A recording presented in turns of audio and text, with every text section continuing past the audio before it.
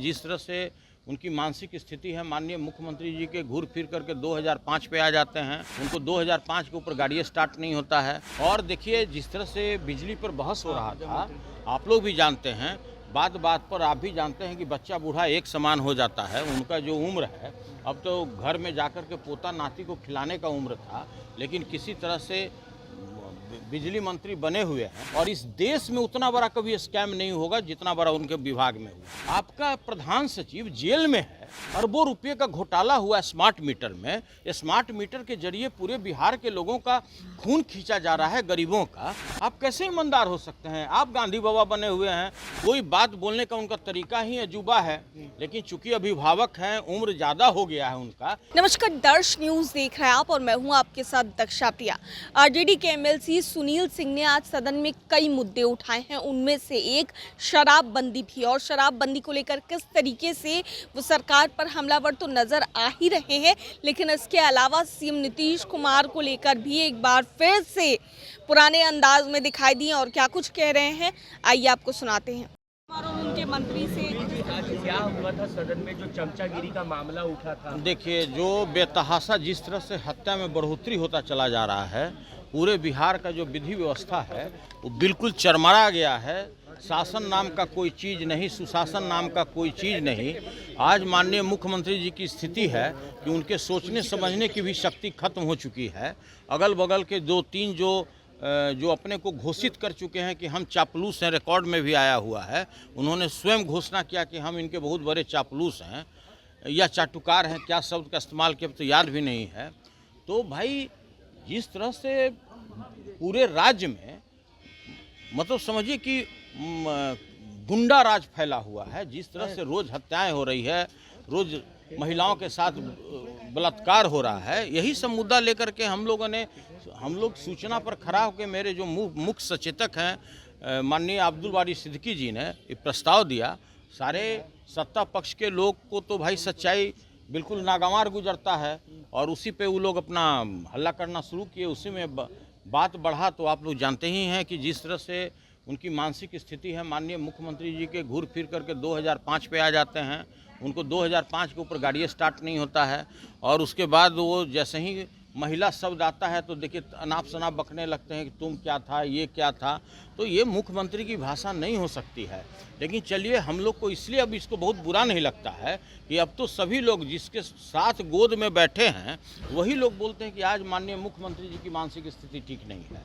तो हम लोग उस पर बहुत संज्ञान में हम लोग उनकी बात को अब लेते भी नहीं हैं। और देखिए जिस तरह से बिजली पर बहस हो रहा था, आप लोग भी जानते हैं, बात बात पर आप भी जानते हैं कि बच्चा बूढ़ा एक समान हो जाता है। उनका जो उम्र है, अब तो घर में जाकर के पोता नाती को खिलाने का उम्र था, लेकिन किसी तरह से बिजली मंत्री बने हुए हैं। और इस देश में उतना बड़ा कभी स्कैम नहीं होगा जितना बड़ा उनके विभाग में हुआ।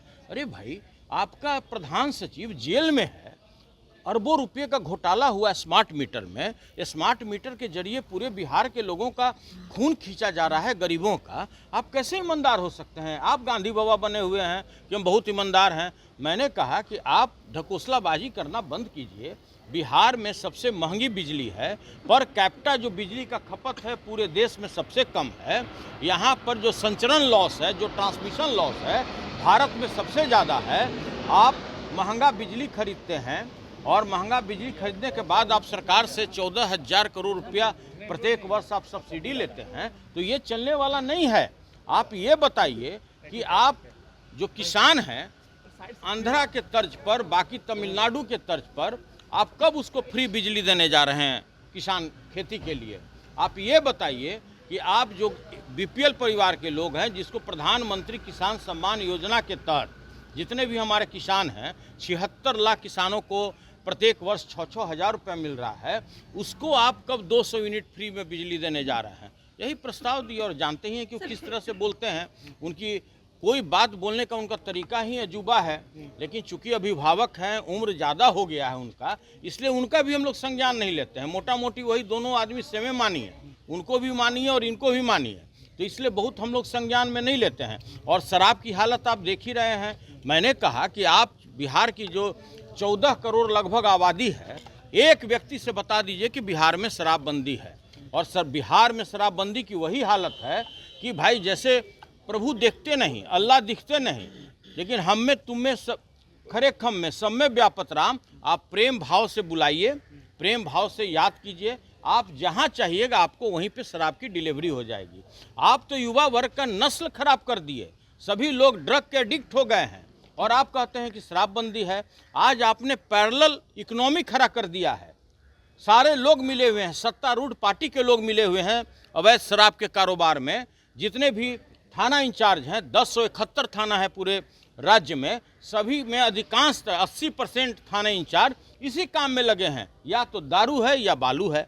यही बात तो सरकार को अच्छा नहीं लगता है और आप जानते हैं कि सच्चाई कड़वा होता है और जो सरकार है वो सच्चाई सुनना नहीं चाहती है। तो चमचागिरी का मामला फिर कैसे उठा था? अरे भाई फिर घूर फिर के आप वहीं पर आ जा रहे हैं। पूरे गांव में आग लग गया और तो एक बूढ़ी पूछ रही है कि भाई लगा तो कि लुतरी महकता। अब वो सब कहानी खत्म हो गया, अभी तक आप उसी जगह में घूर रहे हैं। नहीं तो आपने ही ना कहा, सदन ने सासाराम सभापति ने इस पे गुस्सा भी किया, पर अब्दुल बारू सिद्दीकी नहीं, ये भी कन्फ्यूजन जो हमारे सत्तारूढ़ पार्टी के लोग हैं, जो समझिए कि बहुत बड़े षड्यंत्रकारी लोग हैं, उन्होंने कहा कि भाई जो अभी चमचागिरी की बात या चापलूसी जो आप शब्द कह लीजिए, वो कहीं आसन की ओर तो नहीं बोला गया। हम लोग तो कल्पना भी नहीं कर सकते हैं आसन के प्रति जो सम्मान प्रतिपक्ष के लोग रखते हैं, कहाँ वो लोग रखते हैं। आप अच्छी तरह जानते होंगे, अभी जो हमारे डिप्टी सीएम हैं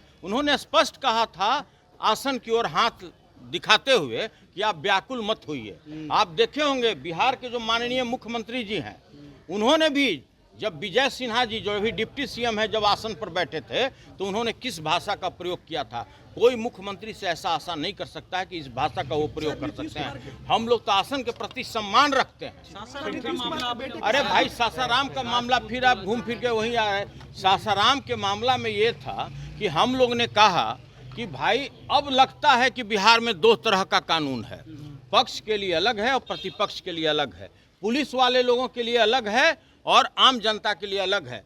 जो डीएसपी, ट्रैफिक डीएसपी घूस करके जिसको गोली मारा निरीह प्राणी को, वो जन्मदिन मना रहा था और उसके बाद भी उस पर कोई सजा नहीं, आराम से उसको यहाँ पर पोस्टिंग कर दिया गया। हम लोग ने डिमांड किया कि सासाराम की एक एक जनता, एक एक कोई भी बच्चा भी जानता है कि उस निरीह प्राणी को किसने हत्या किया, और अभी यहाँ पर उसको और प्रमोशन देकर के आप बैठाए हुए हैं।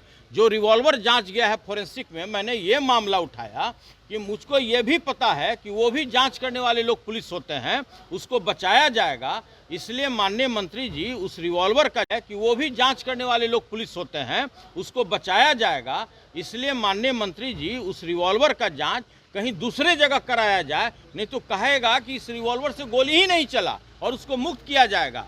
और यह मामला बहुत गंभीर है, किसी निरीह प्राणी का आपने हत्या किया है, आपके ऊपर मर्डर केस चलना चाहिए, आपको फांसी के सजा तक होना चाहिए। नीतीश कुमार के बेटे की शादी की बात। अरे छोड़िए फालतू। तो आपने सुना सुनील सिंह क्या कुछ कहते नजर आए हैं और किस तरीके से तमाम मुद्दों को लेकर के अपनी बातें रखते हुए नजर आए। कैमरा पर्सन अनिल के साथ मैं दक्षा प्रिया, दर्श न्यूज़, पटना।